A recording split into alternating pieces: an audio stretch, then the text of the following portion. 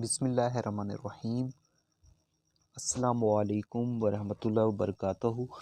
Dear students, हम लोगों ने बीएससी की मैथमेटिक्स को शुरू किया हुआ है।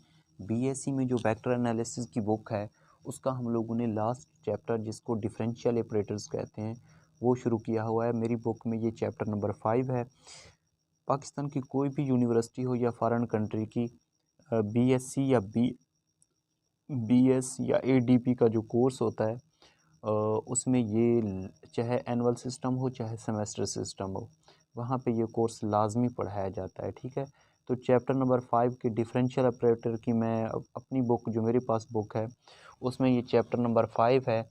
और इस चैप्टर नंबर 5 की हमारे पास एक्सरसाइज चल रही है 5.9, और इस एक्सरसाइज का मैंने आज करना है क्वेश्चन नंबर 3 और इसके अलावा 4। ठीक है, तो क्वेश्चन नंबर 3 को अच्छी तरीके से समझें। इसमें कहता है कि prove that grad into F dot G is equal to होता है जी क्रॉस प्रोडक्ट है curl F plus F curl multiplied by cross product curl G plus G dot del vector F vector plus F dot del vector G vector. यहाँ पे F vector और G vector दोनों vector point function है। ठीक है, या ऐसे भी लिख सकता है इसको कि इसको प्रूव करें, ग्रेड की जगह पे ये भी लिख सकता है, ऐसे भी सवाल में दे सकता है, grad F vector dot G vector is equal to, ये टोटल कितने फंक्शन है हमारे पास, 1 2 3 4, आखिरी दो को पहले भी लिख सकता है, G dot del vector F vector plus F dot del vector G vector plus, अब पहले जो दो स्टेप हैं इनको ऐसे भी लिखता है, अक्सर पेपर में आता है ना, वो चक्कर देता है बच्चों को कि मेथड एक ही है, जी क्रॉस कर्ल एफ, इसको ऐसे लिख सकते हैं, जी क्रॉस कर्ल एफ को लिख सकते हैं ब्रैकेट में del cross F, del cross F plus यहाँ पे क्या लिखा हुआ है, एफ वेक्टर। ठीक है, क्रॉस कर्ल जी को लिख सकते हैं डेल क्रॉस जी। आई बात समझ, इस तरीके से भी पेपर में दे देता है। तो मैं इसकी ये प्रूफ करवा देता हूँ, क्योंकि ये एक ही बात है, इसको चाहे दो फंक्शन को चाहे पहले लिख लो या बाद में लिख लो, एक ही बात है। कर्ल एफ को डेल क्रॉस एफ लिखते हैं, कर्ल जी को क्या लिखते हैं, डेल क्रॉस जी। अगर 3 वेक्टर हों तो पहले वेक्टर को पहले लिख लेते हैं, अगले दो को, जिनको कर्ल एफ या कर्ल जी कह रहा होता है, उनको ब्रैकेट में लिख लेते हैं। तो इसको प्रूफ करने के लिए मैं इसकी लेता हूँ लेफ्ट हैंड साइड। प्रूफ के लिए लेफ्ट हैंड साइड क्या है हमारे पास, del vector F dot G vector. ठीक है, डॉट जी से आगे इसको रहने दें, पहले क्या लिखा हुआ है, डेल एफ। तो ये फार्मूला मैंने आप लोगों को लिखवाया था कि डेल एफ, इसको हम लोग डेल एफ वेक्टर को कैसे लिख सकते हैं, ये लिख सकते हैं sigma i unit vector partial F over partial x, ये लिख सकते हैं। ये फार्मूला मैंने आप लोगों को लिखवाया था। तो left hand side is equal to sigma F, del F की जगह पे ये वो लिख लेंगे हम लोग, क्या लिखेंगे, सिग्मा आई यूनिट वेक्टर। ठीक है, पार्शल ओवर पार्शल एक्स, ये एफ डॉट जी को ये यहाँ पे क्या आ जाएगा, एफ डॉट जी। ठीक है, इस तरीके से इसको लिख सकते हैं। अब दो फंक्शन आपस में मल्टीप्लाई हो रहे हैं, तो जिस तरह हम लोग डेरिवेटिव में प्रोडक्ट रूल लगाते थे, इसी तरह प्रोडक्ट रूल अप्लाई कर देंगे। तो ये आ जाएगा सिग्मा आई यूनिट वेक्टर। ठीक है, दो फंक्शन मल्टीप्लाई हो रहे हैं, तो फर्स्ट फंक्शन, ठीक है, derivative of first function derivative of second function plus second function derivative of first function. ठीक है, ये आ गया यहाँ पे प्रोडक्ट रूल। तो अब हम लोग क्या करेंगे, सिग्मा आई को अंदर मल्टीप्लाई कर देंगे, तो ये आ जाएगा सिग्मा आई यूनिट वेक्टर। ठीक है, सिग्मा आई यूनिट वेक्टर। और इस फंक्शन को हम लोग कुछ इस तरीके से लिख सकते हैं, ये वाला जो हमारे पास रिज़ल्ट है, इसको हम लोग ऐसे भी लिख सकते हैं, जिस तरह मैंने पिछला क्वेश्चन भी करवाया था वैसे कर लेते हैं, मिलते जुलते क्वेश्चन है ना। सिग्मा आई यूनिट वेक्टर, ये वाला जो सेकंड स्टेप है, इसको मैं ऐसे लिख सकता हूँ, partial F over partial x. ठीक है। और ये वाला जो जी है ना, ये उससे आगे लिख लेते हैं। किससे आगे लिख लेते हैं? यहाँ पे लिख लेते हैं डॉट जी वेक्टर प्लस, ये जैसे लिखा हुआ है वैसे का वैसा लिख दो। ये जैसे लिखा हुआ है वैसे का वैसा लिख देंगे। क्या लिखा हुआ है कि ये हमारे पास लिखा हुआ है F dot partial G over partial x. दरमियान में क्योंकि डॉट प्रोडक्ट था इसलिए पहले फंक्शन को छोड़ के दूसरे का डेरिवेटिव, दूसरे को छोड़ के पहले का डेरिवेटिव। तो इसको मैं, इस फंक्शन को मैंने कैसे लिखा, ये पार्शल एफ और पार्शल एक्स ये आखिर में है, इसको मैंने पहले लिख लिया और ये डॉट जी आगे लिख दिया। ऐसे लिख सकते हैं प्रोडक्ट रूल को। तो ये वाला जो है जैसे लिखा हुआ था वैसे लिख लिया। अब सिग्मा आई को मैं अंदर मल्टीप्लाई कर रहा हूँ। तो सिग्मा आई को जब मल्टीप्लाई करेंगे तो ये हो जाएगा partial F over partial x dot G unit G vector plus sigma i unit vector और sigma i unit vector F dot partial G over partial x आ जाएगा, partial G over partial x. ठीक है, ये इसकी आ गई यहाँ तक लेफ्ट हैंड साइड। अब इसको किसी स्टेरिक का नाम दे दें। ठीक है, अब हम लोगों ने क्या करना है, इसकी वैल्यू को कैलकुलेट करना है, इसकी वैल्यू को भी क्या करना है, कैलकुलेट करना है। पिछले जो रिज़ल्ट्स हम लोगों ने प्रूफ किए थे उनका इस्तेमाल करते हुए। ठीक है, तो हम लोगों ने एक फार्मूला मैंने आप लोगों को लिखवाया था, ये वाला वी नो दैट, कि अगर तीन वेक्टर आपस में क्रॉस प्रोडक्ट हो रहे हों, ठीक है, जिस तरह है ये हमारे पास जी वेक्टर है क्रॉस, यहाँ पे कोई आई यूनिट वेक्टर हो और यहाँ पे कोई हमारे पास क्या हो, partial F over partial X vector हो। ठीक है, तीन वेक्टर क्रॉस प्रोडक्ट हो रहे हों तो हमारे पास एक फार्मूला होता है ये वाला, 1 क्रॉस 2 क्रॉस 3 वेक्टर बराबर होता है 1 3 2 माइनस 1 2 3। ये फार्मूला होता है हमारे पास। ठीक है, तो इसी फार्मूले को देखते हुए इसको मैं ऐसी शक्ल में लिख रहा हूँ, इस शक्ल में लिख रहा हूँ। तो ये हमारे पास बराबर हो जाएगा 1 3 2 माइनस 1 2 और ये 3। ठीक है, इस शक्ल में मैंने लिख लिया इसको।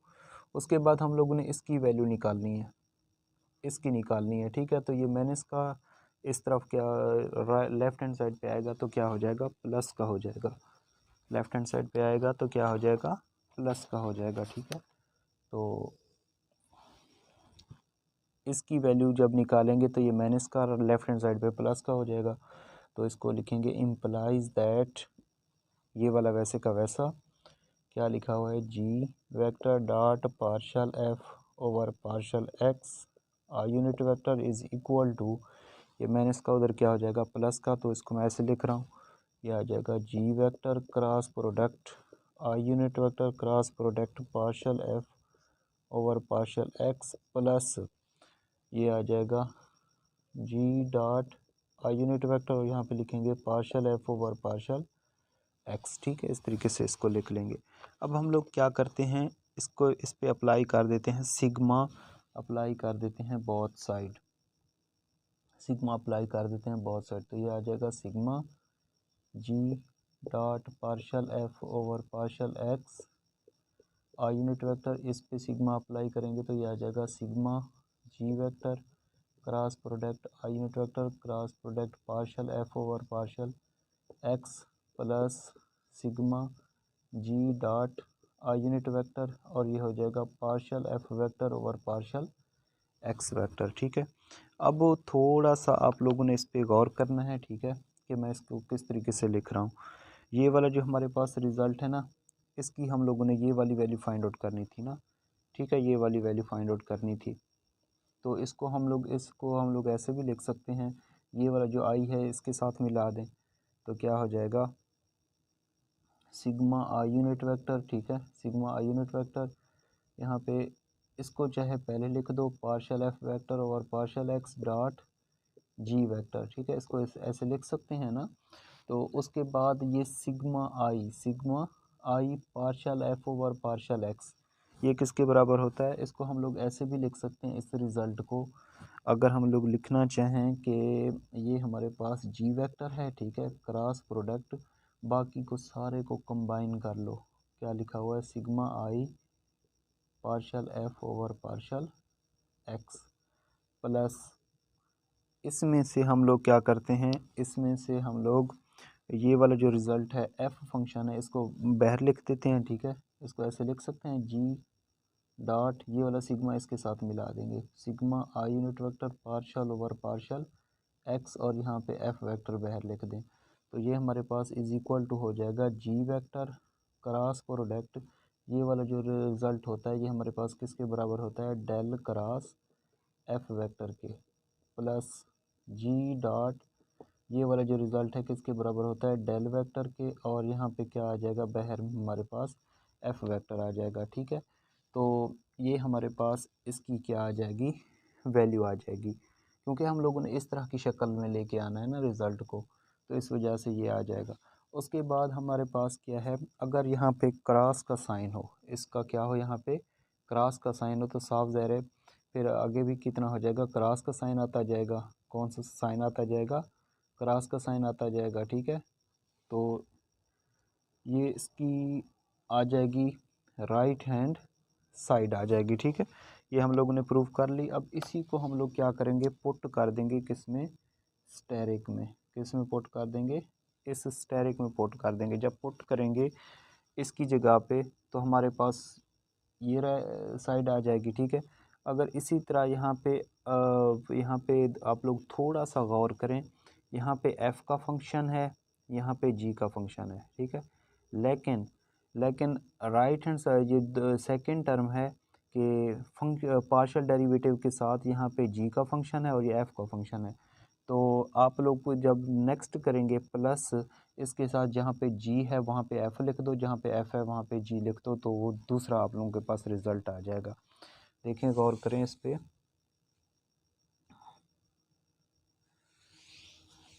इधर मैं लिख रहा हूँ इसको, पहले ये वाला रिज़ल्ट लिख दो, ठीक है। तो लेफ़्ट हैंड साइड हमारे पास थी इज़ इक्वल टू, ये रिज़ल्ट आ गया, ठीक है, पहले रिज़ल्ट के बराबर था। तो G vector cross del cross F vector, ठीक है, del cross F vector plus G vector dot del vector, और ये एफ वेक्टर प्लस जहाँ पे जी है वहाँ पे क्या पुट कर देंगे, एफ, जहाँ पे एफ है वहाँ पे जी। तो ये आ जाएगा F vector cross del cross G vector, ठीक है, प्लस जहाँ पे जी है वहाँ पे एफ लिख लेंगे, एफ डॉट डेल वेक्टर और ये जी वेक्टर। तो यहाँ तक इसके क्या आ जाएगा, ये वाला रिज़ल्ट आ जाएगा। अब हम लोग जो प्रूफ करना चाह रहे हैं उस पर थोड़ा सा गौर करें कि क्रॉस प्रोडक्ट वाले दो जो टर्म्स हैं वो आखिर में लिखी हुई हैं, तो ये वाली और ये वाली जो है आखिर में लिख दें, बाकी क्या कौन सी हैं, ये वाली और ये वाली, इनको आप लोग चाहे पहले लिख लें, तो ये हमारा क्या हो जाएगा, प्रूफ हो जाएगा। तो इसको आप लोग अगर पहले लिखा हुआ तो पहले लिखें, बाद में लिखा हुआ है तो बाद में लिखें। यहाँ पे पहले लिखा हुआ है दो टर्म्स डॉट वाली, तो ये वाली और ये वाली पहले लिख लें। तो क्या है यहाँ पे G dot del vector F vector plus F dot del vector G vector plus ये वाला और ये वाला आखिर में लिखे हुए हैं, ठीक है, इन्हीं तरतीब के मुताबिक लिख लेंगे। तो ये आ जाएगा G vector cross del cross F vector plus ये वाला कौन सा है, F vector cross product del cross G vector. तो ये इसकी आ जाएगी राइट हैंड साइड। तो आई थिंक ये आप लोगों को अच्छे तरीके से समझ आ गया होगा। तो यहाँ पे लिख देंगे हैंस प्रूव, ठीक है। लेफ्ट हैंड साइड का रिजल्ट आ जाएगा equal to right hand side. तो ये इस तरीके से प्रूफ हो जाएगा। तो इस थ्योरम में कोई क्वेश्चन में कोई भी प्रॉब्लम हो थोड़ी सी भी, तो आप लोगों को कोई स्टेप समझ ना आ रहा हो तो आप लोगों ने कमेंट्स करके बताना है, ठीक है। उसके बाद हमारे पास इस एक्सरसाइज का क्वेश्चन नंबर 4 है, उसके टोटल 3 पार्ट हैं। तो उसमें से हम लोग पहला पार्ट सॉल्व कर लेते हैं, ठीक है, उसको करते हैं। वो भी वेरी वेरी इंपॉर्टेंट क्वेश्चन है। तो ये है क्वेश्चन नंबर 4 और इसका फर्स्ट पार्ट बहुत ही आसान है, 2 मिनट का क्वेश्चन है, ठीक है। इसको अच्छे तरीके से इसका सोल्यूशन समझ लीजिए, जस्ट 2 मिनट आपको ने गौर करना है।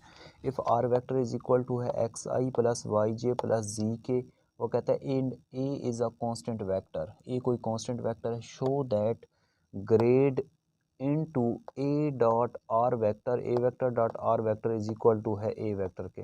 मतलब वो कहता है कि ए डॉट आर का जो डॉट प्रोडक्ट है उसको ग्रेड को उसके साथ मल्टीप्लाई करें तो हमारे पास ओरिजिनल वेक्टर ए वेक्टर आएगा। ये प्रूफ करके दें। तो इसका प्रूफ, ठीक है, इसके प्रूफ के लिए आप लोग लिख लें लेफ्ट हैंड साइड, वो क्या है हमारे पास grad A dot R vector. ठीक है, सबसे पहले आप लोग ग्रेड को ना छेड़ें, पहले इनको सॉल्व कर लें। तो लेट कर लेते हैं, हमारे पास जो ए वेक्टर है ना वो इज इक्वल टू है, ए वेक्टर की वैल्यू लेट कर लेते हैं A1 आई यूनिट वेक्टर प्लस A2 जे वेक्टर प्लस A3 के वेक्टर, और आर वेक्टर हमारे पास ये गिवन है, ये दिया हुआ है कि XI plus YJ plus Z के यूनिट वेक्टर। हमें चाहिए ए डॉट आर वेक्टर। तो ए डॉट आर कैसे निकालेंगे, ए की वैल्यू है हमारे पास A1I plus A2J plus A3 के डॉट प्रोडक्ट आर वेक्टर इसके बराबर है, किसके बराबर है, XI plus YJ plus Z के। ठीक है, डॉट प्रोडक्ट क्या होता है, पहले को पहले से मल्टीप्लाई, दूसरे को दूसरे से, तीसरे को तीसरे से, दरमियान में प्लस।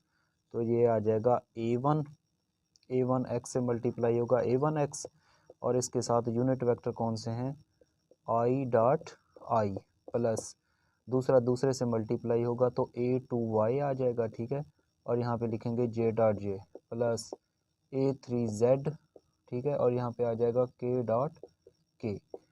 तो आप लोगों को पता है कि ये प्रॉपर्टी आप लोग फर्स्ट ईयर में पढ़ चुके हैं कि सेम यूनिट वेक्टर हो तो वो उसका रिजल्ट 1 के बराबर होता है।